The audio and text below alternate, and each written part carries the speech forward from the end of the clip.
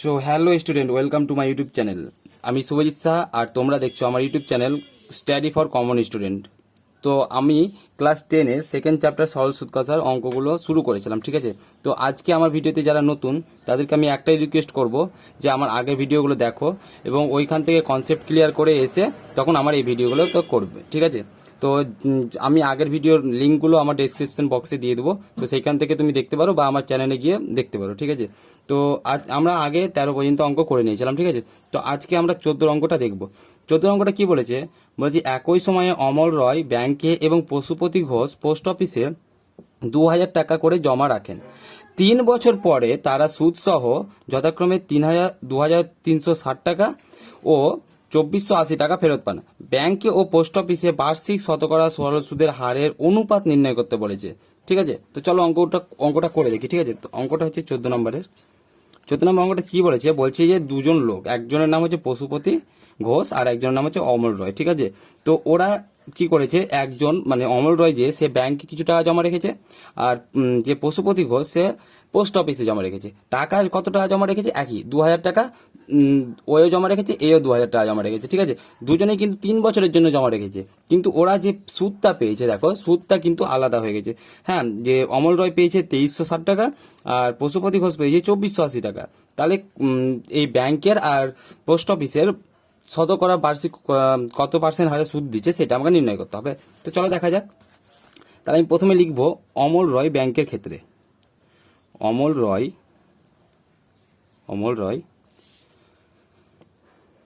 ব্যাংকের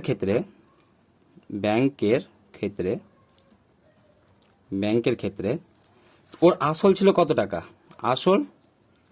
অমল রয়ের আসল ছিল কত টাকা, আসলকে আমরা পি দিয়ে লিখি, ঠিক আছে। তো আসল ছিল 2000 টাকা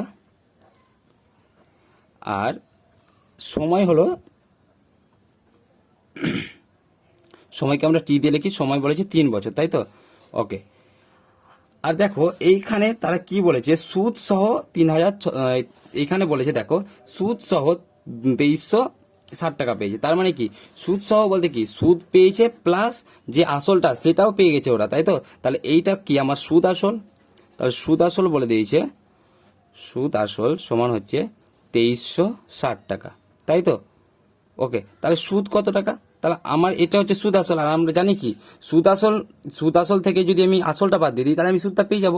তাহলে দেখো 2360 টাকা থেকে যদি আমি আসলটা বাদ দিয়ে দিই 2000 টাকা, তাহলে দেখো আমি পেয়ে যাচ্ছি সুদটা কত, তাই তো। তাহলে দেখো সুদ, অতএব সুদ আই সমান আমরা পেয়ে গেলাম কত, 360 টাকা, তাই তো, ওকে। তাহলে এবার এখান থেকে আমি এর মানে বার্ষিক সরল সুদ হিসাব করে মানে লিখতে পারবো, তাই তো। অতএব আমরা কি জানি, আমরা জানি কি একটাই সূত্র, পি আই সমান পি আর টি বাই 100, তাই তো। তাহলে আই পেয়ে গেছি 360 আর দেখো পিও পেয়ে গেছি আমরা 200 আর সমান আমরা জানি না, আর টি সমান বলে দিয়েছি 3 বছর, এইখানে 100। তাহলে দেখো আমি আর এর মান বের করবো। তাহলে এই দেখো এটা আমাদের এরকম আসে যে এখানে কিছু নেই, মানে 1 দিয়ে গুণ, আর এটা পুরোটাই গুণে আছে তাই আমি পুরোটাই লিখছি 3 ইন্টু এইখানে হচ্ছে 360 ইন্টু 100।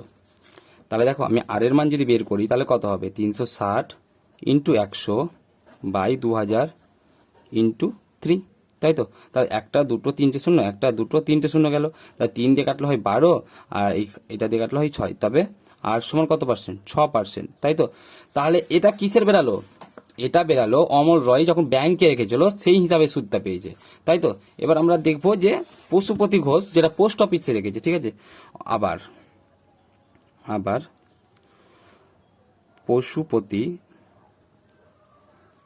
পশুপতি ঘোষ পোস্ট অফিসের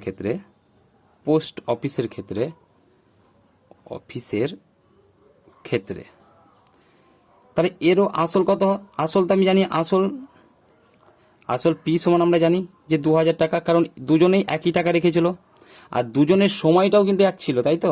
তাহলে সময়কে আমরা টি দিয়ে লিখি, সময় 3 বছর, তাই তো। এবার দেখো এ কত টাকা পেয়েছে, এ পেয়েছে 2480 টাকা, তাই তো। তাহলে এটাও কিন্তু সুদ আসল, কারণ ও যে বলেছে সুদ সহ যথাক্রমে এত টাকা পেয়েছে, তাহলে এটাও সুদ আসল, আমি আগে বললাম এটা ব্যাপারটা। তাহলে সুদ আসল সুদ আসল সমান হচ্ছে 2480 টাকা, তাই তো? তাহলে আমি সুদ পেয়ে যাচ্ছি এখান থেকে, সুদ আয় সমান আমরা পেয়ে যাচ্ছি যে 2480 টাকা থেকে যদি আমার 2000 টাকাটা বাদ দিই তাহলে কত হচ্ছে 480 টাকা, তাই তো? তাহলে এবার দেখো আমি আসল পি পেয়ে গেলাম, টি পেয়ে গেলাম, আয় পেয়ে গেলাম, তাই তো? চলো করি।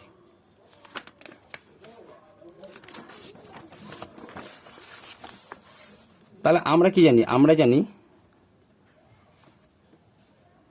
জানি আই সমান পি আর টি বাই 100। তাহলে আমি আর এর মান বের করব। তাহলে আর এর মান বের করতে গেলে কি করতে হয়, এটা গুণ হয় 100 আই বাই এখানে হচ্ছে পিটি। তাহলে দেখো 100 আর আয়ের মান আমি এখানে পেয়ে গেছিলাম অলরেডি, দেখো তুমি আয়ের মান পেয়েছি কত 480 টাকা। এই যে দেখো আয়ের মান পেয়েছি কত 480 টাকা। ওকে, তাহলে 480 টাকা। আর পি এর মান তো আমি জানি 2000, তাই তো? আর টি এর মান কত, টি এর মান 3। তাহলে 1 2 3টে, 1 2 3টে, 3 দিয়ে কাটলে হয় 1 আর 3 6 18 আর 2 দিয়ে কাটলে হয় 8, তাহলে হচ্ছে 8%। তাহলে এবার কি চেয়েছে বলো তো, বলছে সরল সুদের হারের অনুপাত নির্ণয় করি। তাহলে হারের অনুপাত কত হবে, একটা হচ্ছে ব্যাংকের ক্ষেত্রে কত হচ্ছে, ব্যাংকের ক্ষেত্রে হচ্ছে 6% আর পোস্ট অফিসের ক্ষেত্রে 8%। তাহলে হারের অনুপাত হবে 6:8, তাই তো? ওকে, তাহলে এটা তোমরা লিখে নেবে যে এখানে লিখবে ব্যাংক ও পোস্ট অফিসের বার্ষিক সুদের হারের অনুপাত 6:8। ওকে, তো চলো আমরা পরের অঙ্কটা করবো। আমি এগুলো লিখাতে গেলে অনেক টাইম লেগে যাবে, ওই জন্য আর লিখাচ্ছি না, তাহলে পরের অঙ্কটাতে যাওয়া যাবে, ঠিক আছে? এবার দেখো আমরা 15 দাগের অঙ্কটা করবো। বলছি একটি তাঁত সমবায় সমিতি যন্ত্রচালিত তাঁত ক্রয় করার জন্য 15,000 টাকা ধার নিল, ঠিক আছে? 5 বছর পরে সেই ধার শোধ করতে সমিতিকে 22,125 টাকা দিতে হলো। তাহলে ব্যাংকে বার্ষিক শতকরা সরল সুদের হার নির্ণয় করি। বলেছে যে একটা সমিতি আছে, হ্যাঁ, তো সে যন্ত্রচালিত তাঁত কিনবে, তো তাকে 15,000 টাকা ধার করতে হলো, হ্যাঁ, কোনো একটা জায়গা থেকে, সে ব্যাংক থেকে হোক বা অন্য কোনো সমিতি থেকে, সমিতি থেকে বলেই দিয়েছে, হ্যাঁ। তো এবার বলছে 5 বছর পরে সেই ধার শোধ করতে সমিতিকে এত টাকা দিতে হলো। 5 বছর পরে যখন ও টাকাটা শোধ করলো তখন এত টাকা দিতে হলো। তার মানে কি, এই টাকাটা যেটা দিতে হলো, এই টাকাটার মানে কি, ওকে তো ও যে আসলটা নিয়েছিল সেটা তো ওকে দিতে হচ্ছেই, তার সাথে কি হচ্ছে, ওকে সুদও দিতে হচ্ছে, তাই তো? তাহলে এই যে টাকাটা, এটাই আমার সুদ আসল, ঠিক আছে? তাহলে বলে যে ব্যাংকে বার্ষিক সরল সুদের হার নির্ণয় করি। তো চলো করি দেখি।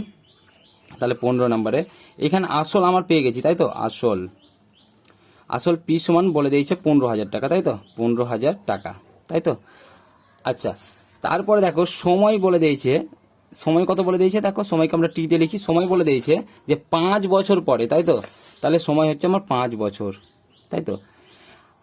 আর একটা জিনিস কি বলেছে, যে তাকে শোধ দিতে হয় 22,125 টাকা, তাই তো? 5 বছর পরে, তাহলে সেইটা আমার কি সুদ আসল, আমি একটু আগেই বললাম। তাহলে সুদ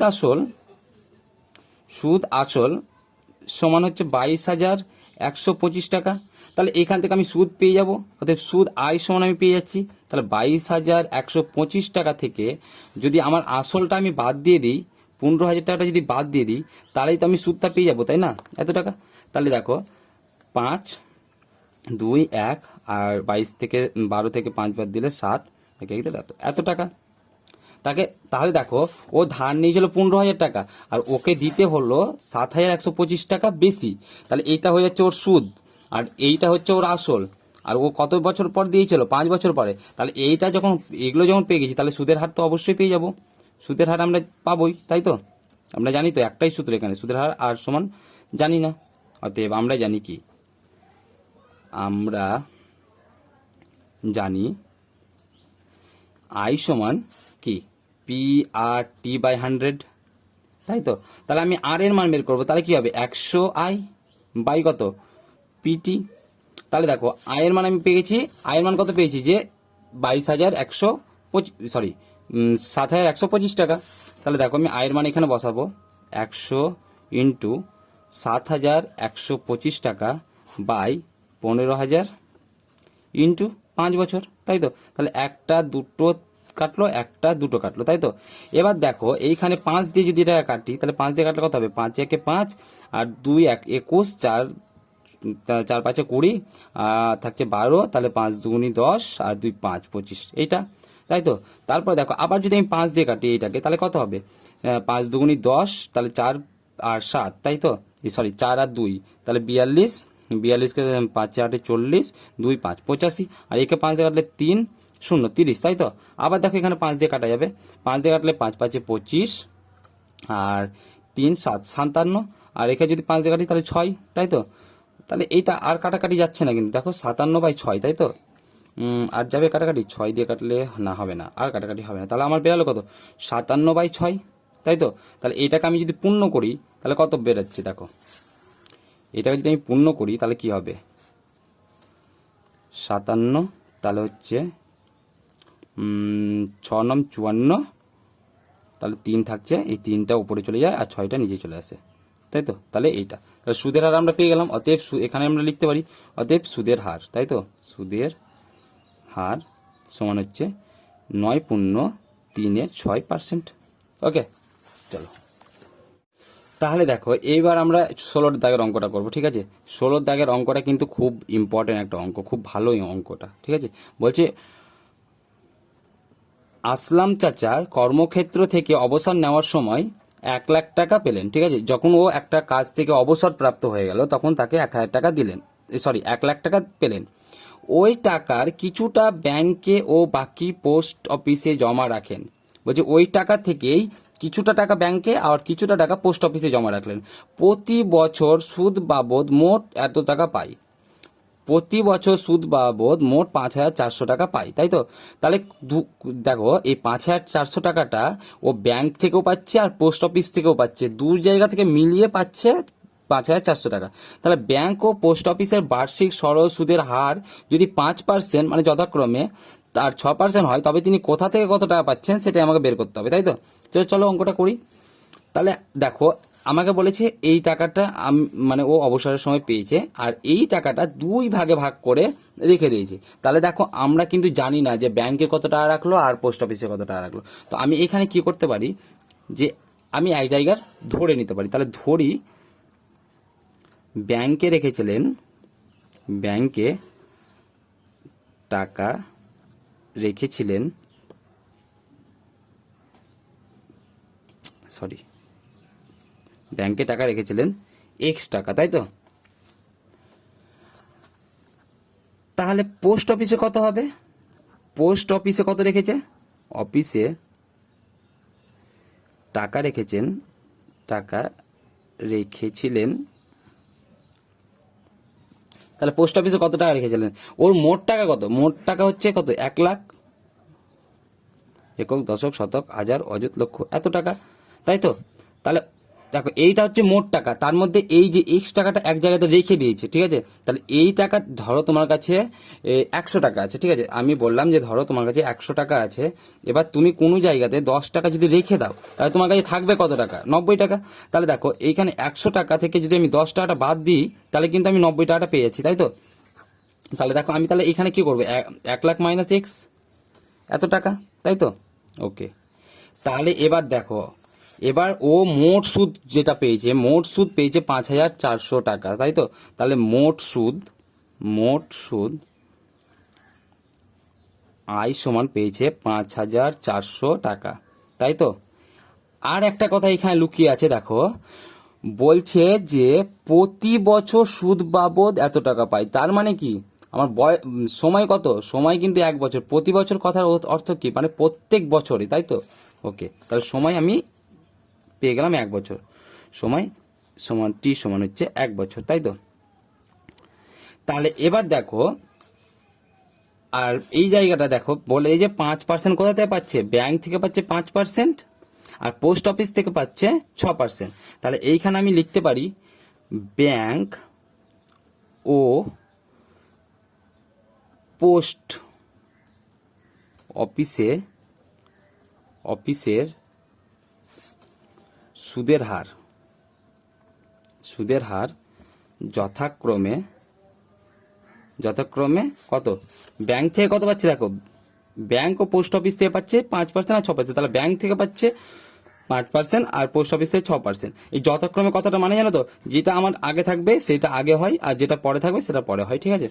তাহলে 5% ও 6%। অতএব তাহলে দেখো আমরা সবই পেয়ে গেলাম। এবার আমার কাছে কথা হলো যে এই সুদটা কিন্তু দু জায়গা থেকেই পাচ্ছে, ঠিক আছে। তাহলে আমি এখানে শর্তানুসারে এটা করতে পারি। শর্তানুসারে দেখো ওর ব্যাংকে ছিল X টাকা, ও ব্যাংকে রেখেছে, ঠিক আছে। কত বছরের জন্য রেখেছে? 1 বছরের জন্য, হয়েছে। আর কত পার্সেন্ট হারে সুদ পাচ্ছে? 5% হারে। তাহলে 5/100 এইটা। আর দেখো ও পোস্ট অফিসে কত রেখেছিল? 1 লাখ একক দশক শতক হাজার অযুত লক্ষ। 1 লাখ মাইনাস X টাকা। আর ও কত বছরের জন্য রেখেছিল? 1 বছরের জন্য। আর কত পার্সেন্ট হারে সুদ পাচ্ছে? 6% হারে। 6% হারে।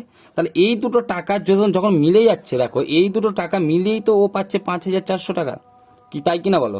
আমরা তো এইভাবে বের করতে পারি যে আমরা যখন কোনো কিছুর মানে বের করব, যখন তোমার কি বলছে, যখন এরকম ভাবে লিখতে পারি না যে 100 টাকা 10% হারে সুদ, 1 বছরের সুদ। তাহলে আমরা লিখতে পারি না 100 × 1 × 10/100, পারি তো? তো সেরকম ভাবেই এইটা, তাহলে আমি সুদটা বের করেছি, তাই তো। তাহলে তুমি যদি এইখানে একটা সূত্র তুমি ভাবতে পারো যে এখানে দেখো এটা পি, এটা হচ্ছে আর এটা হচ্ছে টি, আর এই যে নিচে এই 100টার নিচে আছে তো, তাই তো। তাহলে পি আর টি/100, তাই তো।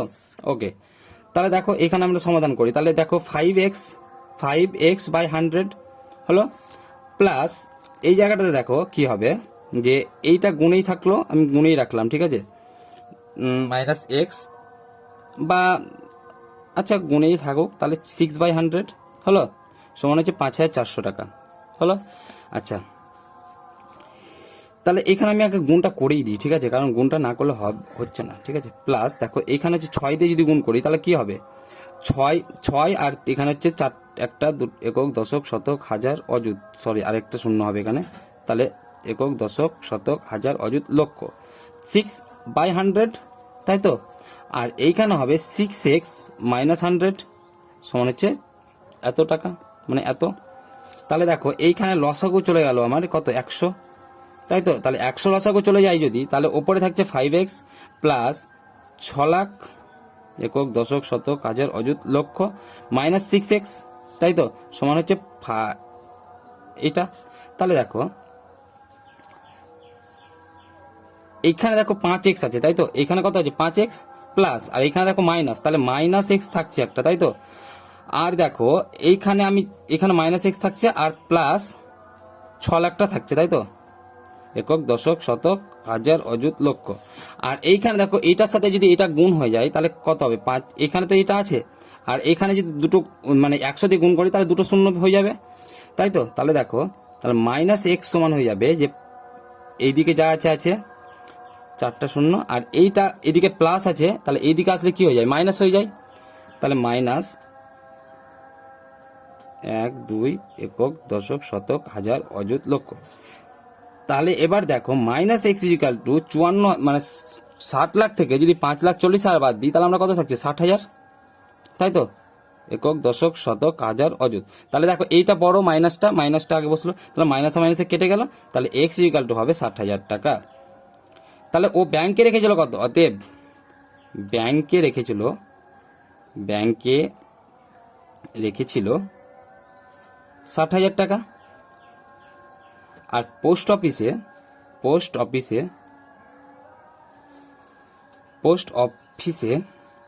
রেখেছিল তাহলে 1 লাখ একক দশক শতক হাজার অযুত লক্ষ মাইনাস 60,000 টাকা, তাই তো। 60,000 টাকা, তাহলে খরচ কত? 40,000 টাকা। 40,000 টাকা হয়েছে, ক্লিয়ার? তাহলে এই অঙ্কটা কিন্তু খুব ইম্পর্টেন্ট অঙ্ক, ওকে।